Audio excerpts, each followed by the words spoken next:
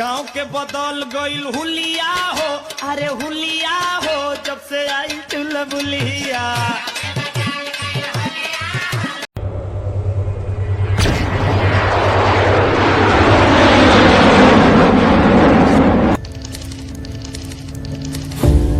रजनी पाटिल जी हैं, इनको 2 सत्र से सस्पेंड कर रखा है। 2 सत्र हो गए कांग्रेस के राज्य 2 सत्र से इनको कर रखा है। बैठिए, बस आपकी मेहरबानी। ये हमारी हालत में होता है। बीच में मत कोई बात सुनने के लिए तैयार है तो कॉन्फ्रेंस वाले टेलीफोन कर रहे हैं, ये मामला उठाइए, वो हमें कहता है कौन सा मामला उठाए, मैं कोई मामला उठाने की बात ही नहीं है।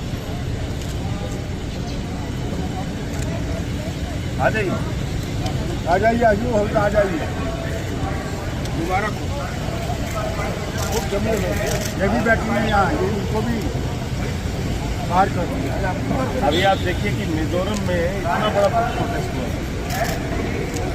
कोई मीडिया उसको नोटिस नहीं दिया। वैसे नहीं सब दिखे हुए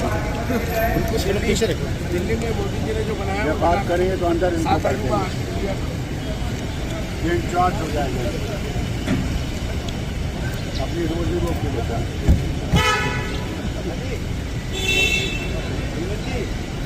महंगाई आसमान पे। अरविंद भाई आ जाइए, आ जाइए। आज सब ब्लैक में है, इसलिए जो है ना सबका हुआ।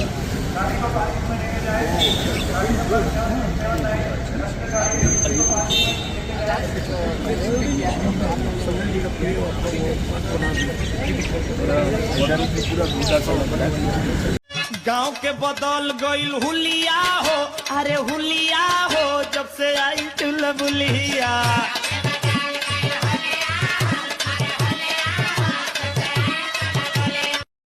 गांव के बदल गईल हुलिया।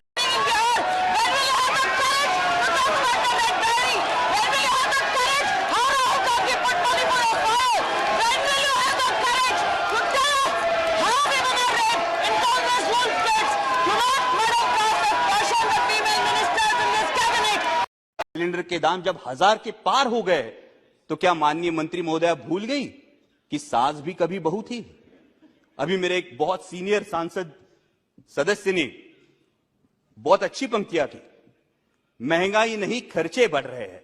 मैं उनसे यही कहना चाहता हूं, जनाब गुमराह मत कीजिए ये कहकर कि महंगाई नहीं खर्चे बढ़ रहे हैं। जुबान तो है आपकी, लेकिन अल्फाज किसी और के बोल रहे हैं। लेकिन इस बात पर सभी को सहमत होना होगा कि भूतपूर्व पंतप्रधान स्वर्गीय इंदिरा जी गांधी के बाद पूरे देश पर लंबे समय तक पूरे देश को प्रभावित करने वाले प्रधानमंत्री आदरणीय नरेंद्र जी मोदी ही है। इस बात पर सभी को सहमत होना होगा। लेकिन अध्यक्ष महोदय, इतिहास गवाह है कि प्रभावी व्यक्तियों का नुकसान विरोधियों से ज्यादा उनके अनुयायी करते हैं। इस बात का इतिहास गवाह है, और इसीलिए सोशल मीडिया के अंधभक्तों से और सवाल पूछने के बजाय अपने में मशगूल रहने वाले मीडिया के कुछ नुमाइंदों से सावधान रहने में ही देश हित है। राष्ट्रपति जी ने कहा कि देश विकास की ओर बहुत तेजी से बढ़ रहा है, लेकिन अध्यक्ष महोदय, वास्तविकता यह है कि उतनी ही तेजी से मेरे देश का माहौल बिगड़ रहा है। G20 की हम अध्यक्षता कर रहे हैं, ये गर्व की बात है। और G20 का लोगो देखिए तो बहुत ही प्यारा लोगो है, जिसमें हम विश्व को बता रहे हैं वसुधैव कुटुंबकम। मैं जिस चुनाव क्षेत्र से आता हूं, वहां संत ज्ञानेश्वर जी की संजीवन समाधि है। संत ज्ञानेश्वर जी ने तो पसायदान करके आता विश्वात्मके लाहो जोजे वांछीलतो ते लाहो ये कहा है, लेकिन हम विश्व को बता रहे हैं वसुधैव कुटुंबकम, लेकिन अपने ही देश के लोगों को बता रहे हैं ये तुम्हारा मुल्क नहीं, इस पानी पर तुम्हारा अधिकार नहीं। गांव के बदल गईल हुलिया हो, अरे हुलिया हो, जब से आई चुलबुलिया।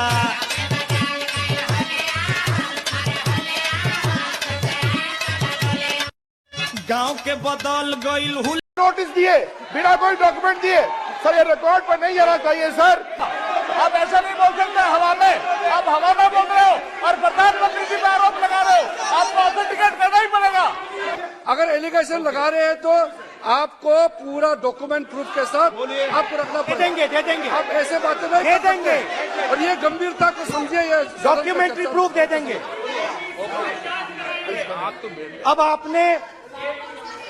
अब आपने जो पिछले स्पीकर थे उन्होंने फॉरेन पॉलिसी की बात की, हम भी फॉरेन पॉलिसी की बात करते हैं। चलिए डिफेंस से शुरू करते हैं। बहुत ऑप्शंस है, आप बताइए कहां से शुरू करें। बिजली, डिफेंस, बहुत ऑप्शंस है। Defence, let us start with defence. अब डिफेंस में अदानी जी का कोई एक्सपीरियंस नहीं था, जीरो एक्सपीरियंस। कल मैंने प्रधानमंत्री को एचएएल में देखा। प्रधानमंत्री जी ने कहा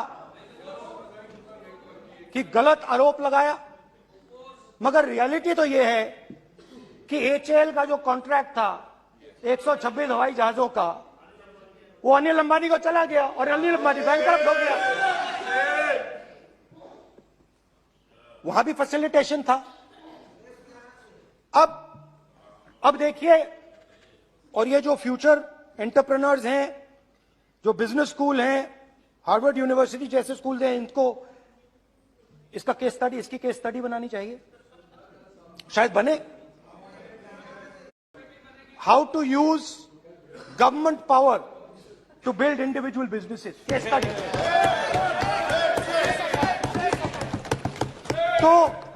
तो अब देखिए, अदानी जी की डिफेंस में इंटरेस्ट देखिए।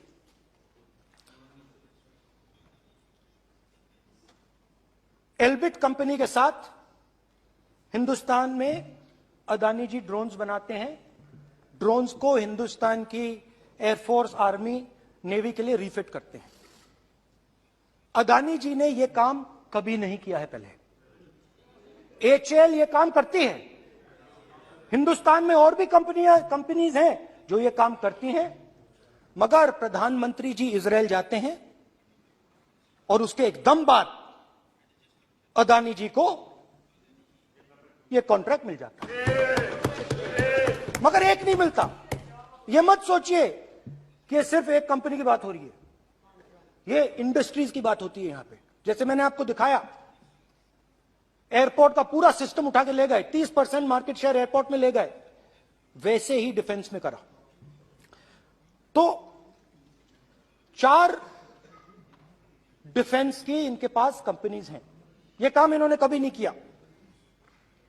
स्मॉल आर्म्स, जिसमें टवॉर है जो हमारी स्पेशल फोर्सेस यूज करती है, आर्मी यूज करती है, जिसमें गलील स्नाइपर राइफल है, ये सब अदानी जी बनाते हैं।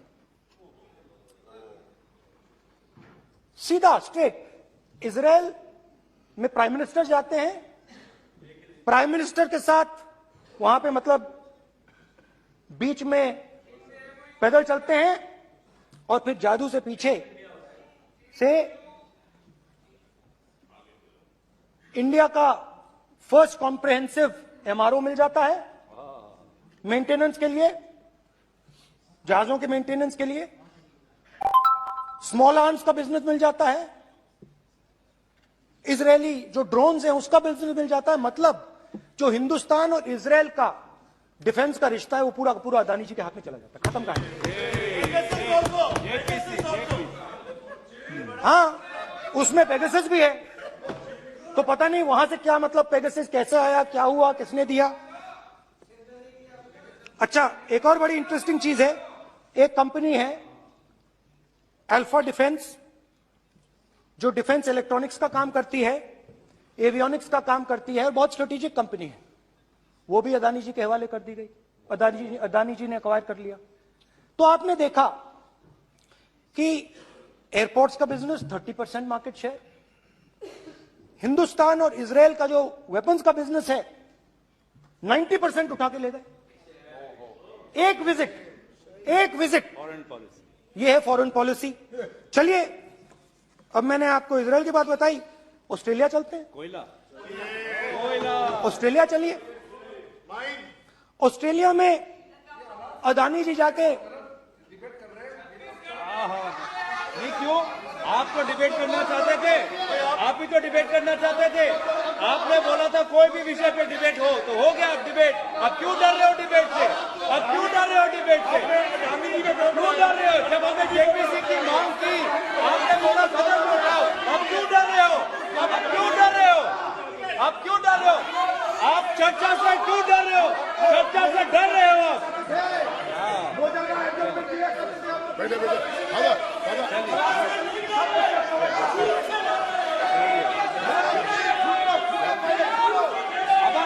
अब सुनना पड़ेगा, अब सुनना पड़ेगा,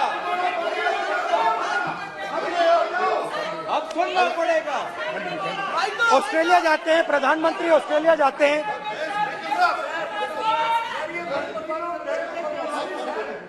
प्रधानमंत्री ऑस्ट्रेलिया जाते हैं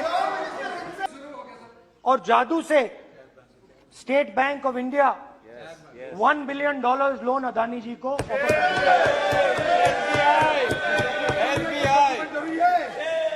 सर इसका भी डॉक्यूमेंट जरूरी है क्या बताओ? मोदी जी, आपका सरकार की बात है। अधीर प्लीज। उसके बाद मैं उदाहरण दे रहा हूं, पूरी दुनिया में मोदी जी जाते हैं, घूमते हैं, तो मैं बता देता हूं क्या होता है वहां पे। बांग्लादेश में गए, हाँ काम पे ही जा रहे हैं, वही तो बोल रहा हूं, काम पे जा रहे हैं। बांग्लादेश जाते हैं, मोदी जी की पहली ट्रिप होती है बांग्लादेश में। वहां पे बांग्लादेश को इलेक्ट्रिसिटी बेचने का डिसीजन लिया जाता है। कुछ ही दिन बाद बांग्लादेश पावर डेवलपमेंट बोर्ड 25 साल का कॉन्ट्रैक्ट अदानी जी के साथ साइन कर देता है।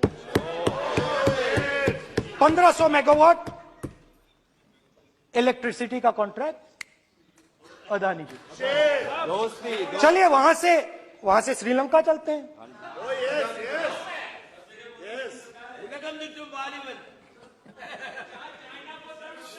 जून 2022 में Chairman of Sri Lanka's Ceylon Electricity Board, MMC Fernando, informed a parliamentary committee in Sri Lanka in open hearing that he was told by President Rajapaksa that PM Modi pressured him to give the wind power project directly to Mr. Adani.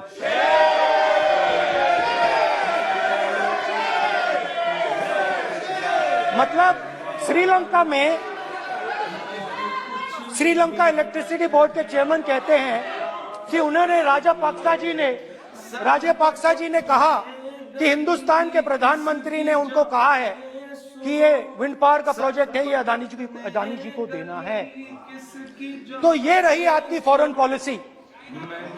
ये हिंदुस्तान की foreign policy नहीं है, ये अदानी जी की foreign policy है, उनके businesses बनाने की फॉरेन पॉलिसी है।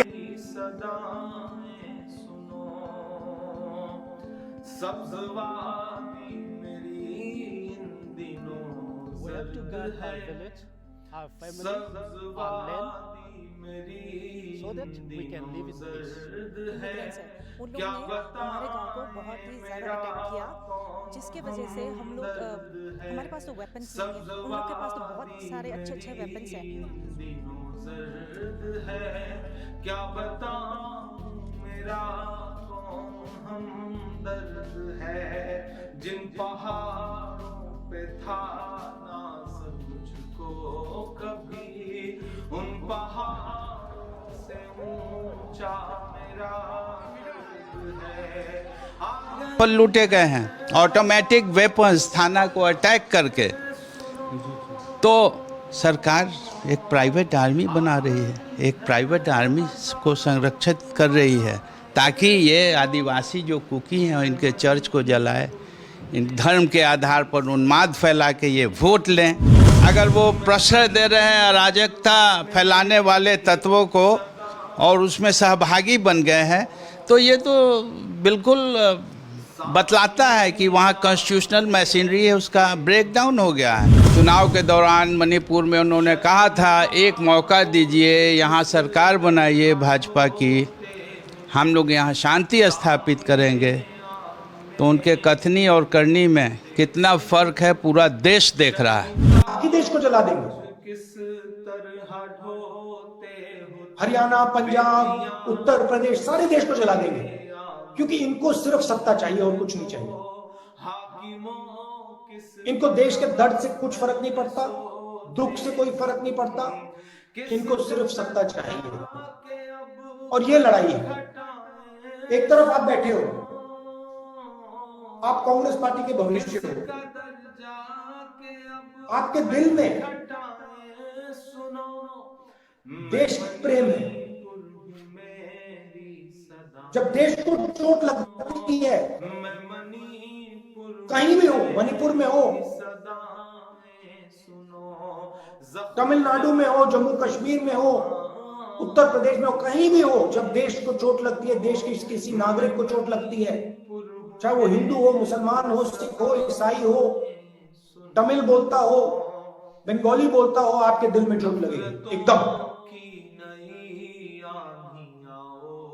आप उदास होगे, आपको पता भी नहीं लगेगा मूड क्यों खराब हो गया। मगर उनके दिल में ऐसी कोई बात नहीं। आरएसएस के लोगों को, बीजेपी के लोगों को कोई दर्द नहीं हो रहा, कोई दुख नहीं है उनके दिल में, क्योंकि हिंदुस्तान को बांटने का काम यही करते हैं।